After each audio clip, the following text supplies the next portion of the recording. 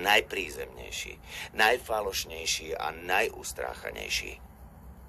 Nielen, že som patril veriacemu otrokárovi, musel som sa aj začleniť do jeho cirkevnej komunity. Blízko pána Freelanda žil reverend Daniel Whedon a v tej istej oblasti býval aj reverend Rigby Hopkins. Obaja patrili k metodistickej cirkvi. Pán Whedon vlastnil okrem iných aj otrokyňu, ktorej meno som zabudol. Celé týždne mala chrbát dobitý do krvi bičom toho pobožného zlosina bez štipky milosrdenstva. Zvyčajne si prenajímal robotníkov.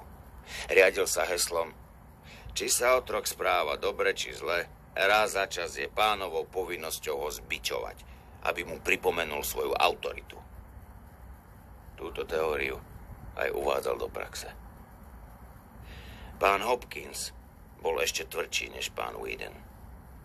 Hojne sa chvastal svojou schopnosťou riadiť otrokov. Bičovali ešte skôr, ako si to stihli zaslúžiť.